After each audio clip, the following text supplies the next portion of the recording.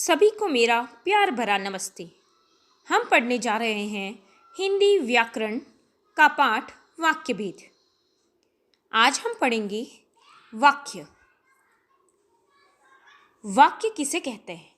सार्थक या उचित शब्दों के व्यवस्थित समूह जिससे कोई उचित अर्थ प्रकट होता है, उस शब्दों के व्यवस्थित समूह को वाक्य कहते हैं।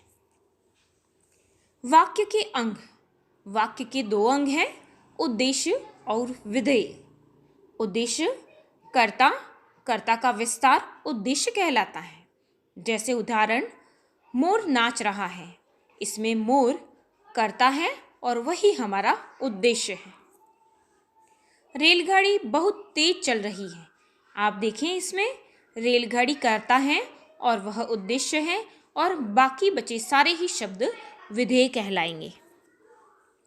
पिताजी पत्र लिख रहे हैं। पिताजी कर्ता है, वही हमारा उद्देश्य है, बाकी बचे शब्द विधेय हैं। शब्दों का व्यवस्थित रूप जिससे मनुष्य अपने विचारों का आदान प्रदान करता है, उसे ही वाक्य कहते हैं। एक सामान्य वाक्य में क्रमशः कर्ता, कर्म और क्रिया होते हैं। वाक्य भेद दो प्रकार से किए जा सकते हैं, अर्थ के आधार पर वाक्य भेद एवं रचना के आधार पर वाक्य भेद।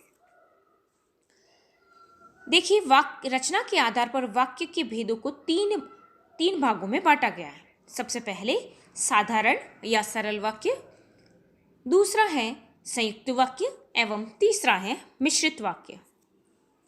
आइए पढ़ते हैं सरल वाक्य।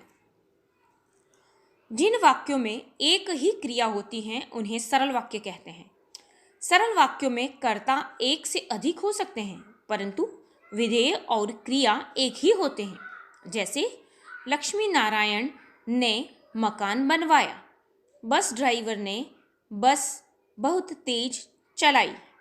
इन वाक्यों में एक एक क्रिया यानी बनवाया, चलाई आई है, इसलिए ये सरल वाक्य है। आइए पढ़ते हैं संयुक्त वाक्य। जिस वाक्य में दो या दो से अधिक मुख्य तथा स्वतंत्र उपवाक्य होते हैं, वे संयुक्त वाक्य कहलाते हैं। ये दोनों पूर्ण अर्थ देने में सक्षम होते हैं। जैसे राम बाजार गया और संतरे लाया। सच बोलो परंतु कटु सत्य न बोलो। हम सब दिल्ली घूमने गए और वहाँ 4 दिन रहे।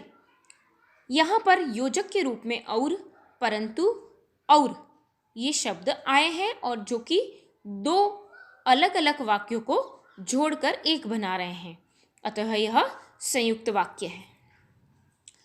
संयुक्त वाक्य में आने वाले सभी उपवाक्य स्वतंत्र उपवाक्य होते हैं।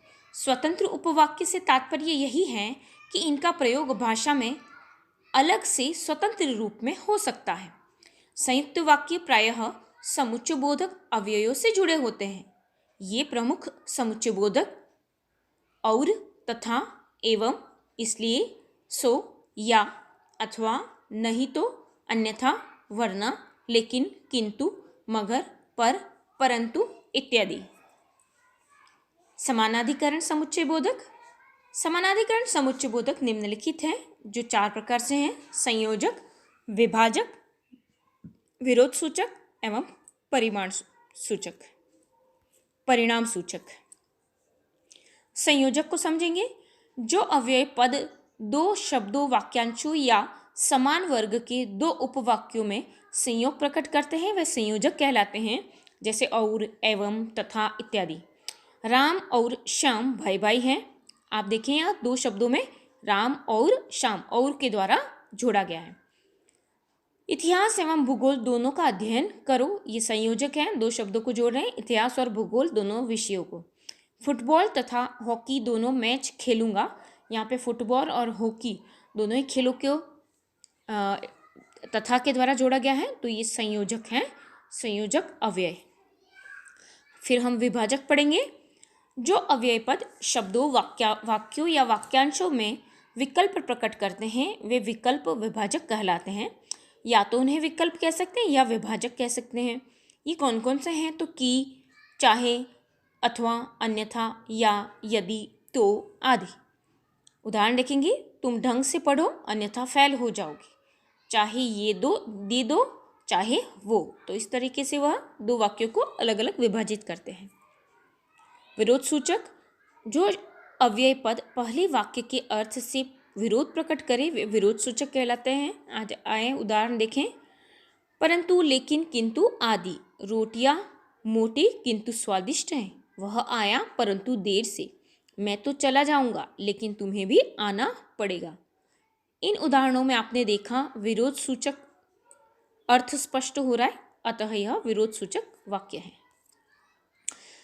परिणाम सूचक, जब अव्यय पद किसी परिणाम की ओर संकेत करता है तो परिणाम सूचक कहलाता है। जैसे इसलिए, अतएव, अतः, जिससे, जिस कारण आदि। तुमने मना किया था इसलिए मैं नहीं आया। मैंने यह काम खत्म कर दिया जिससे कि तुम्हें आराम मिल सके।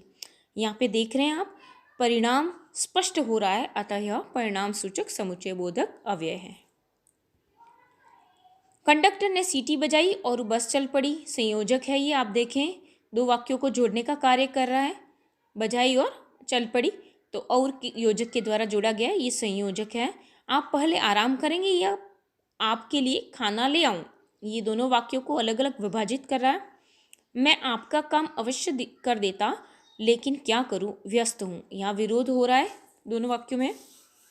उसने बहुत मेहनत की थी इसलिए वह कक्षा में प्रथम आया। यहाँ परिणाम बताया है। अतः ये चारों उदाहरण। आगे हम पढ़ेंगे मिश्र वाक्य।